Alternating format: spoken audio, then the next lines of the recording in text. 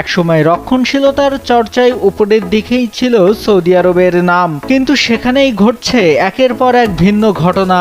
যেখানে নারীদের পোশাক নিয়েছিল বাধ্যবাধকতা, সেই সৌদিতেই হচ্ছে সাঁতারের পোশাক পরিহিত নারীদের ফ্যাশন শো, যাকে বলা হচ্ছে ঐতিহাসিক। 17 মে দেশটিতে এ আয়োজন করা হয়। এক দশকেরও কম সময় আগে সৌদি আরবের নারীদের শরীর ঢাকা পোশাক পরতে হতো। এখন দেশটি সংস্কারের মধ্য দিয়ে যাচ্ছে। এই আয়োজনকে সংস্কারের পথে দেশটির এক ধাপ এগিয়ে যাওয়া বলছেন অনেকেই। সৌদি আরবের পশ্চিম উপকূলের একটি দ্বীপে সেন্ট রেগিস রেড সি রিসোর্টে বড় একটি সুইমিং পুলের পাশে করা হয়েছিল এই আয়োজন। সেখানে রেড সি ফ্যাশন উইক চলছে। এই আয়োজনের দ্বিতীয় দিনে নারীদের সাঁতারের পোশাক পরে ফ্যাশন শোর আয়োজন করা হয়। মরক্কোর পোশাক ডিজাইনার ইয়াসমিনা কানজালের নকশা করা লাল, গোলাপি, সবুজ, কমলা, নীল, ধূসর সহ নানা রঙের সাঁতারের পোশাকে একে একে হাজির হন নারী মডেলরা। এই আয়োজনে যুক্ত থাকতে পেরে নিজেকে বেশ গর্বিত মনে করছেন কানজাল। তিনি গণমাধ্যমকে জানান, সাঁতারের পোশাক পরে নারীদের ফ্যাশন শোতে অংশ নেয়া সৌদি আরবে একটি ঐতিহাসিক ঘটনা, কেননা দেশটিতে এবারই প্রথম এমন কোনো আয়োজন করা হয়েছে। রক্ষণশীল হিসেবে পরিচিত সৌদি সমাজের খোলনচলে পাল্টে ফেলতে চান দেশটির যুবরাজ মোহাম্মদ বিন সালমান। এজন্য সৌদি আরবে ব্যাপক সামাজিক অর্থনৈতিক সংস্কার এগিয়ে নিচ্ছেন তিনি। এর অংশ হিসেবে নারীদের গাড়ি চালানো, পুরুষ অভিভাবক ছাড়া বাইরে যাওয়া সহ নানা অধিকার দেয়া হয়েছে। শুধু তাই নয়, যুবরাজ মোহাম্মদ বিন সালমানের সংস্কারের অংশ হিসেবে সৌদি আরবে সিনেমা হল খোলা হয়েছে। আয়োজন করা হয়েছে চলচ্চিত্র উৎসব, কনসার্ট আর ফ্যাশন শো। এর ধারাবাহিকতায় এবার সৌদি আরবের একটি অভিজাত রিসোর্টে সাঁতারের পোশাক পরে নারীদের ফ্যাশন শো হলো। রেড সি রিসোর্টটি রেড সি গ্লোবালের অংশ, যা সৌদি আরবের ভিশন 2030 সামাজিক ও অর্থনৈতিক সংস্কার কর্মসূচির গিগা প্রকল্পগুলোর মধ্যে একটি। ক্রাউন প্রিন্স মোহাম্মদ বিন সালমানের তত্ত্বাবধানে প্রকল্পগুলো বাস্তবায়িত হচ্ছে।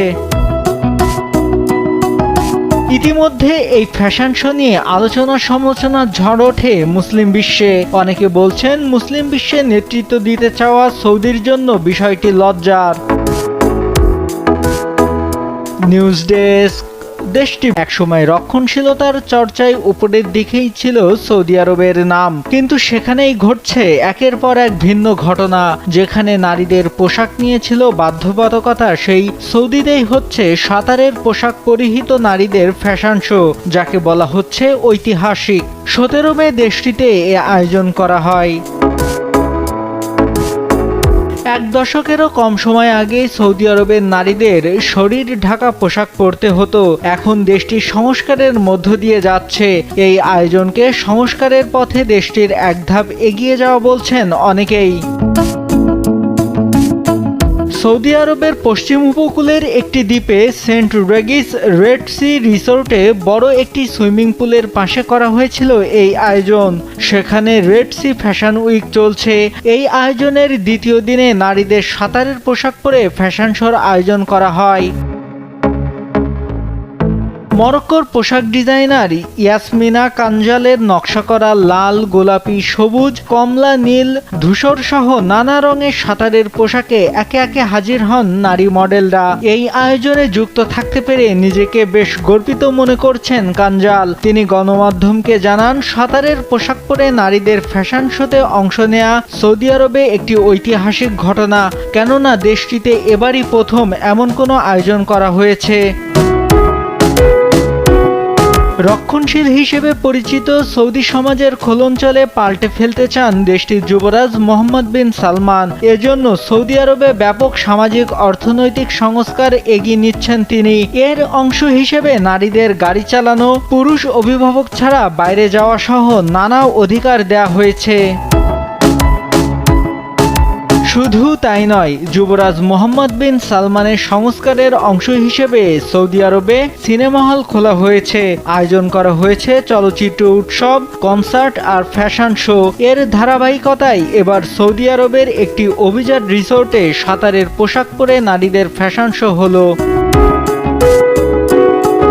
রেড সি রিসোর্টটি রেড সি গ্লোবালের অংশ, যা সৌদি আরবের ভিশন 2030 সামাজিক ও অর্থনৈতিক সংস্কার কর্মসূচির গিগা প্রকল্পগুলোর মধ্যে একটি।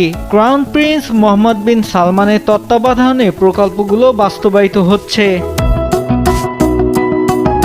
ইতিমধ্যে এই ফ্যাশন শো নিয়ে আলোচনা সমালোচনার ঝড় ওঠে মুসলিম বিশ্বে। অনেকে বলছেন, মুসলিম বিশ্বে নেতৃত্ব দিতে চাওয়া সৌদির জন্য বিষয়টি লজ্জার। নিউজ ডেস্ক, দেশ টিভি।